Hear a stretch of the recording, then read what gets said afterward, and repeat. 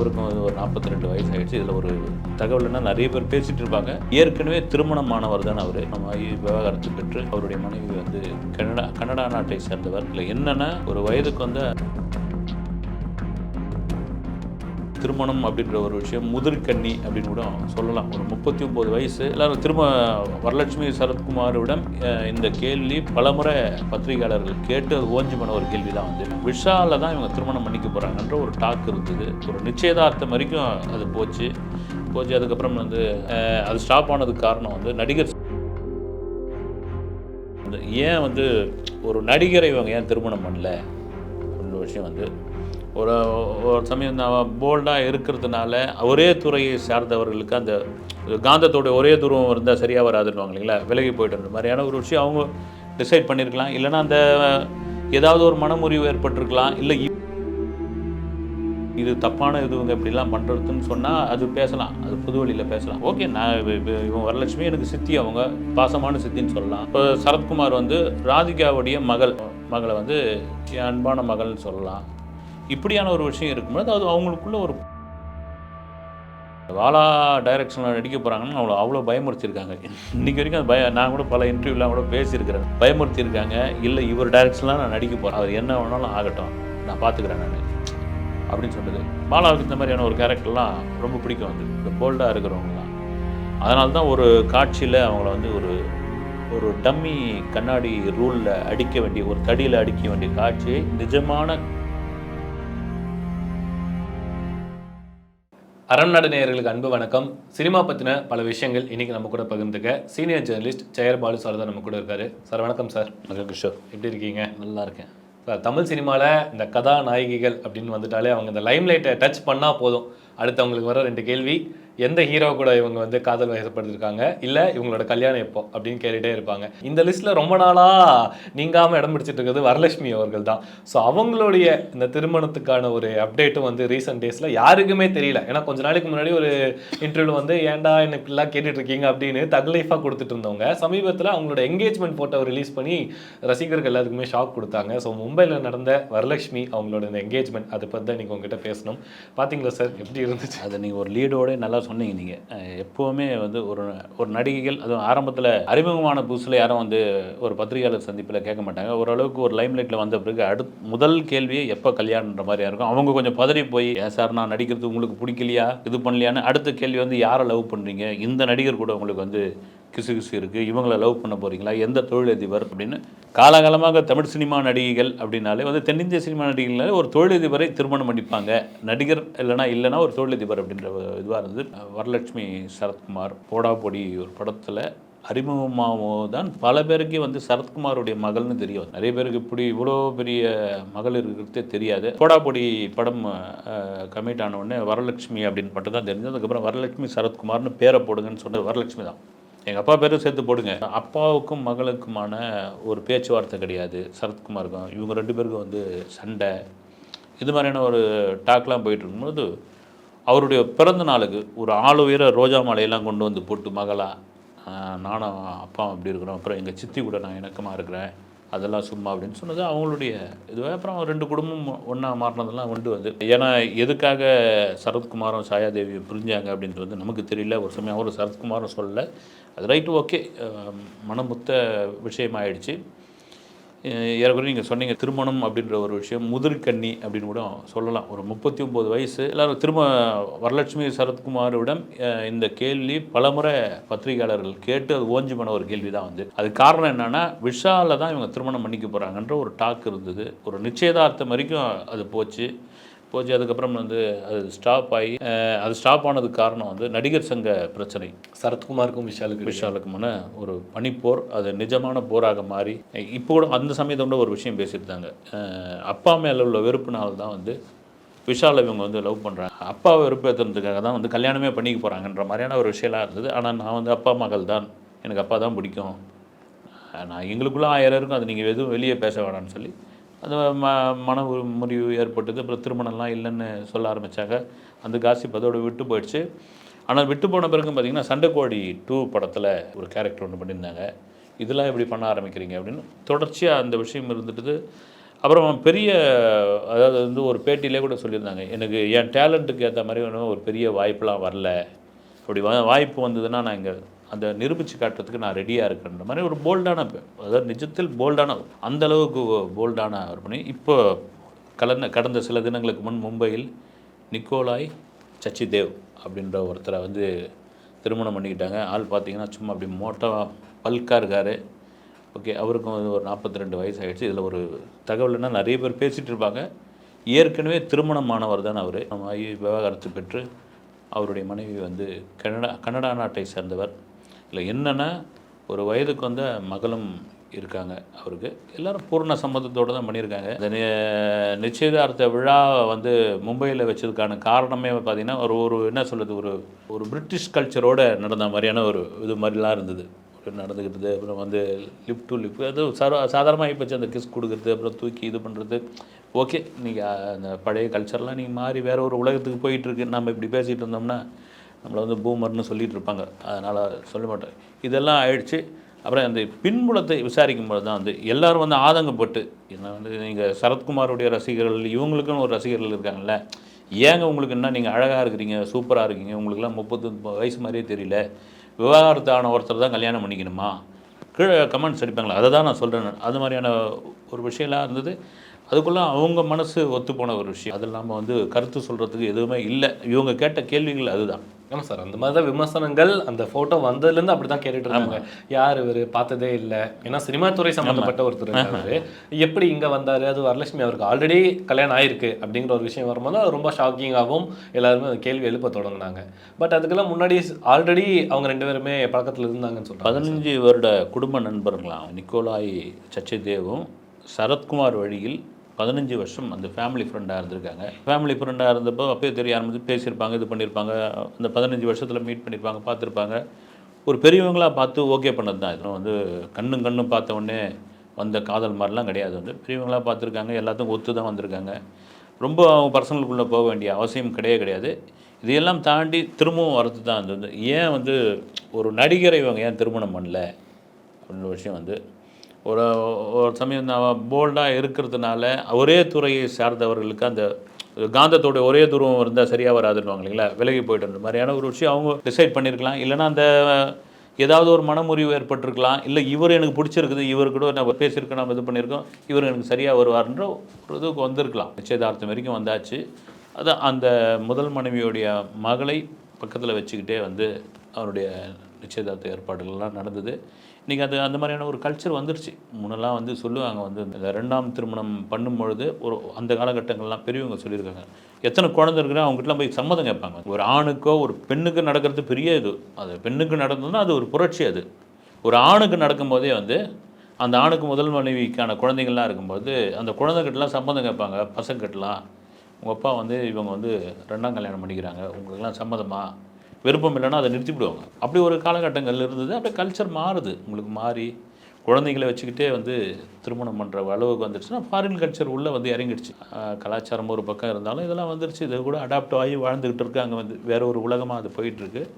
Right, okay. ஏன்னா என்ன காரணம்னா வரலட்சுமி சரத்குமார் ஒரு இன்டர்வியூவில் சொன்னது எனக்கு சேலஞ்சிங்கான கேரக்டர். இப்படி ஒரு போல்டான ஒரு பெண்மணி அப்படின்றதுக்கு வந்து இந்த தாரத்தப்பட்ட படமே போதும். வாலா டைரக்ஷனில் நடிக்க போகிறாங்கன்னு அவ்வளோ பயமுறுத்திருக்காங்க.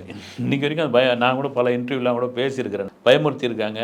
இல்லை இவர் டைரக்ஷன்லாம் நான் நடிக்க போகிறேன், அவர் என்ன வேணாலும் ஆகட்டும், நான் பார்த்துக்கிறேன் நான் அப்படின்னு சொன்னது. பாலாவுக்கு இந்த மாதிரியான ஒரு கேரக்டர்லாம் ரொம்ப பிடிக்கும். வந்து இந்த போல்டாக இருக்கிறவங்களாம். அதனால தான் ஒரு காட்சியில் அவங்கள வந்து ஒரு டம்மி கண்ணாடி ரூலில் அடிக்க வேண்டிய ஒரு தடியில் அடிக்க வேண்டிய காட்சியை நிஜமான கண்ணாடி தடி எடுத்துன்னு வந்து கையில் கொடுத்து ஆர்ட் டைரக்டர்லாம் பிச்சுன்னு ஓடுறாங்களாம்.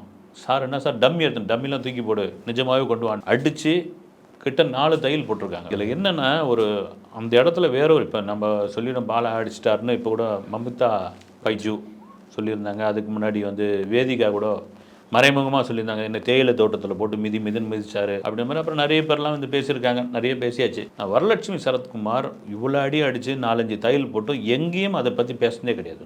அந்த டைரக்டர் புகழாக தான் பேசிட்டு. அதனால தான் பார்த்தீங்கன்னா ஒரு யூடியூப் சேனலுடைய விருது வழங்கும் விழாவில் இவங்க வரலட்சுமி சரத்குமாருடைய தாயார் சாயாதேவி அவர்கள் கொடுக்க பாலா வாங்கிக்க காலில் விழுந்து கும்பிடுவார், எங்கள் அம்மா மாதிரி இவங்க அப்படின்ற அளவுக்கு. அது காரணம் என்னென்னா இந்த இடத்துல வந்து ஒரு மகளை அடித்த ஒருத்தனை வந்து எந்த தாயாக இருந்தாலும் வந்து எப்படியா என் பொண்ணு அடிக்கலாம் அப்படின்னு. வரலட்சணம் வளர்ந்த விதம் எப்படி இருக்கும் பாருங்கள். ஐஃபைல வளர்ந்துருப்பாங்க. அது மாதிரியான ஒரு சம்பவம் நடந்ததுக்கு எந்த டைரக்டரு உண்டு இல்லைன்னு பண்ணிவிடுவாங்க. அவங்க எதுவும் கேட்டிருக்க மாட்டானுங்க. சரி பரவாயில்ல, ஒரு நடிக்கணும்னு வந்தாச்சு. அந்த அந்த படம் சரியாக போகலையே கண்டி வரலட்சுமிக்கெலாம் பெரிய பேர் அந்த படத்தில், அதை ஒத்துக்கிட்டாங்க. அதனால தான் வணங்காலில் வந்து வரலட்சுமி சரத்குமாரோடைய அம்மாவுக்கு வந்து ஒரு கேரக்டர் கொடுத்துருக்காரு, நடிக்கிறாங்க அவங்க வந்து. இதுதான் காரணம். அந்த போல்ட்னஸ்க்கான காரணம் என்னென்னா, அதே சமயம் என்ன ஒரு இயக்குனர், அந்த இயக்குனர் வந்து ஒரு காட்சிக்கு இப்படி தேவைப்படுதுன்னு அடித்தார். எனக்கே தெரியாது, ஓகே அடி வாங்கிட்டேன், 3 நாள் தையல் விழுந்தது. அதை பற்றி அவர்கிட்ட பேச வேண்டிய அவசியம் இல்லை. அவரை பற்றி அவர் டைரக்டராக பண்ணார், நான் ஆர்டிஸ்ட்டாக அதை ஒத்துக்கிட்டேன். இதில் என்ன இருக்குது, அந்த காட்சி சிறப்பாக வரணுன்றதுக்காக பண்ணியிருக்காரு அப்படின்னு. இந்த துணிச்சல் தான் வரலட்சுமி இருக்கிற துணிச்சல். இவ்வளோ துணிச்சலான ஒரு பெண்மணி இன்னைக்கு வந்து சினிமாவில் தொடர்ந்து அந்த லைம்லைட்டில் இருக்காங்க. அப்படி இருக்கும்போது அவங்களுடைய திருமணம் அப்படிங்கிறது வந்து யார்கிட்டையுமே ஒரு ஒரு என்ன சொல்கிறது, இப்போ நம்மளுடைய இதுக்கு முன்னாடி ஒரு நேர்காணலில் பேசுன மாதிரி ஒரு நடிகர் அவருடைய மகள் திருமணம், இதே மாதிரி ஒரு பிரபலமான டைரக்டர் கூட நம்ம பேசும்போது இது மாதிரி பெருசாக இன்றைக்கி யாருமே வெளியே சொல்கிறது இல்லை சார். ஏன்னா மும்பையில் நடத்துகிறாங்க, சர்ப்ரைஸாக நடத்துகிறாங்க. இதெல்லாம் தாண்டி அந்த மாப்பிள்ளை அவர் யார் அப்படிங்கிறத எனக்கு ஒரு கேள்வியாக வருது. அவர் சினிமா சம்மந்தப்பட்டவரா சார், இல்லை அவர் யார்? சினிமா சம்மந்தப்பட்ட ஒரு நீங்கள் கேட்குறது ரைட் தான். ஒரு காலகட்டங்களில் இது மாதிரி திருமணம் நடக்கும்போது ஒரு ப்ரெஸ் மீட் வைப்பாங்க, பத்திரிகையாளர்லாம் கூப்பிடுவாங்க. கூப்பிட்டு ஒரு தகவலை சொல்லி இவங்க அதை சம்மந்தப்பட்ட இவர் தான் மாப்பிள்ளை, இல்லைனா இவர் வந்து பொண்ணு. ஒரு ஒரு நடிகர் வந்து ஒரு பெண்ணை திருமணம் பண்ணிக்கிட்டா இவங்க பூர்வீகம் என்ன, இவங்க அப்பா என்ன பண்ணிகிட்டு இருக்காரு, எது என்ன தொழிலதிபரானுவாங்க. ஒரு நடிகை வந்து ஒருத்தர் கல்யாணம் பண்ணிக்கிட்டா, சினிமா சாராத ஒருத்தர் கல்யாணம் பண்ணிக்கிட்டா, இவர் எங்கேருந்து வந்தார், எது தொழிலதிபர், இவர் ஸ்வீடனில் இருக்காரா இல்லை வந்து நார்வேயில் இருக்காரா அப்படின்ட்டு ஒரு சொல்லுவாங்க. வந்து ஒரு ப்ரெஸ் ரிலீஸாக கொடுப்பாங்க. அது பொண்ணும் மாப்பிள்ளையும் இப்போ ஃபோட்டோ கொடுப்பாங்க. இப்போ கேள்வியெல்லாம் கேட்பாங்க. அப்புறம் ஒரு அழைப்புதல் கொடுத்து வர சொல்லுவாங்க அந்த திருமணத்துக்கு. இல்லைனா வெளியூரில் நடக்குதுன்னா ஒரு ரிசப்ஷனுக்கு வாங்கன்னுவாங்க. இது ஒரு முறையாக இருந்தது. இன்றைக்கி நீங்கள் அதில் வந்து செய்தி எழுதும்போது வரும், அதை பற்றிலாம் கிடையாது, நாங்கள் வந்து ஏதாவது ஒரு சோஷியல் மீடியாவில் நாங்கள் போட்டுக்கிறோம், நீங்கள் என்ன வேணாலும் இது பண்ணிங்க அப்படின்ற அளவுக்கு ஆகிடுச்சு. ஆனால் இந்த நிச்சயதார்த்தத்தில் நீங்கள் சொன்ன மாதிரி இந்த நிக்கோலஸ் சர்ச் தேவ் இவருடைய இது என்னென்னு தெரியல. அப்புறம் நம்ம விசாரித்த பிறகு பார்த்திங்கன்னா, ஒரு ஃபாரினில் கனடாவில் ஒரு ஆர்ட் கேலரி ஒன்று வச்சு, ஆர்ட் கேலரியில் நம்ம ஊரில் கூட நிறைய வச்சுருக்காங்க, நல்ல நல்ல ஓவியர்லாம் இருக்காங்க. அப்புறம் இந்தியா முழுக்க ஆர்ட் கேலரி இருக்குது, வருமானம் இருக்குது. இதில் என்ன பெரிய வருமானம் இருந்துட போகுது அப்படின்னு பார்த்தா, அந்த ஆர்ட் கேலரிக்குள்ளே போய் ஒரு பொருளை வாங்கினாலே போதுமா, கிட்டத்தட்ட 6 மாதத்துக்கு கடை முடி வைக்கும். அந்த அளவுக்கு விலை மதிப்பு ஜாஸ்தி உள்ள விலை மதிப்பு, விலை உயர்ந்தது, அதிக எது வேணாலும் வச்சுக்கலாம். அதனுடைய மதிப்பு அந்த அளவுக்கு. அது நம்ம நண்பர் ஒருத்தர் சொன்னார், நீங்கள் சாதாரணமாக நினைக்காதீங்க, ரொம்ப பெரிய இது ஒன்று. இப்போ ஒரு இடம் பார்க்குறாங்கன்னா, பெரிய இடமா பார்க்குறாங்கன்னா, அந்த பெரிய இடத்தோடு தானே இதுவாகாங்க அப்படின்னு. அப்புறம் பார்த்தீங்கன்னா WWFல வர மாதிரி சும்மா இதுவாக இருக்கார். Right, okay. இதுதான் அந்த பின்புலத்துக்கான இது வந்து. இதெல்லாம் தாண்டி அந்த என்கேஜ்மெண்ட், அந்த வீடியோ, அந்த கிளிப்பிங்ஸில் பார்க்கும்போது அந்த நிக்கோலஸ் அவருடைய பெண் குழந்தை, அந்த 15 வயசு பெண் அவங்களும் இருக்காங்க. அண்ட் இந்த சைடு பார்த்தீங்கன்னா ராதிகா அவங்களும் இருக்காங்க. அதாவது இன்றைக்கி அந்த கல்யாணம் அப்படிங்கிறது வந்து இந்த டைவர்ஸ் ஆயிடுச்சு, அந்த மாதிரி மறுமணம் பண்ணுறாங்க, செகண்ட் மேரேஜ் பண்ணுறாங்க, இதெல்லாமே வந்து சரத்குமார் பொறுத்த வரைக்கும் அதாவது ஒரு கேள்வி யாருமே எழுப்பலை.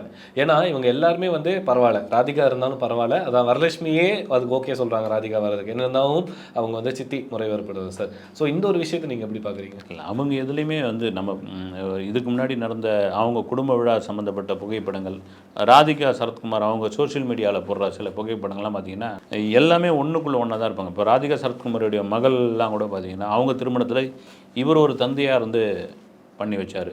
சரத்குமார் அந்த ஸ்தானத்தில் அந்த சடங்கெல்லாம் அவர் செஞ்சுக்கிட்டார். இப்படி வந்து அவங்களுக்குள்ள ஒரு என்ன சொல்கிறது வந்து ஒரு அண்டர்ஸ்டாண்டிங். நமக்கும் அதில் நம்ம விமர்சனம் பண்ணுறதுக்கு எந்த வித தகுதியும் கிடையாது. விமர்சனம் பண்ணவும் கூடாது.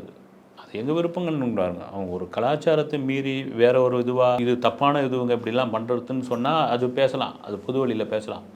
ஓகே, நான் இவன் வரலட்சுமி எனக்கு சித்தி, அவங்க பாசமான சித்தின்னு சொல்லலாம். இப்போ சரத்குமார் வந்து ராதிகாவுடைய மகளை வந்து என் அன்பான மகள்னு சொல்லலாம். இப்படியான ஒரு விஷயம் இருக்கும்போது அது அவங்களுக்குள்ள ஒரு கூட்டு குடும்பமாக மாறி இருக்காங்க. வந்து சரத்குமாருக்கும் சாயாதேவிக்கும் என்ன பிரச்சனை யாருக்கும் தெரியாது, அது அவங்களுடைய பர்சனல். கொஞ்ச காலம் வரலட்சுமி தன் அப்பாவுடன் பேசாமலாம் இருந்திருக்கு. இது ஒரு நிருபர் சொன்ன தகவல் எந்த அளவுக்கு உண்மை தெரியல. ஒரு பர்த்டேவுக்கு ஒரு பெரிய ஆழ்வயிறு மாலை போட்டாங்க. ஒரு பர்த்டேக்கு மாலையை கொண்டு வந்து வெளியே உலுக்கி கொண்டு போய் வெறும் நார்வந்தோளமாக போட்டாங்க அப்படின்லாம் கூட சொல்லியிருக்காங்க. வந்து அது ஒரு வெறுப்போட உச்சமாக கூட இருக்கலாம். அப்புறம் பேசி தீர்க்கிறது தானே.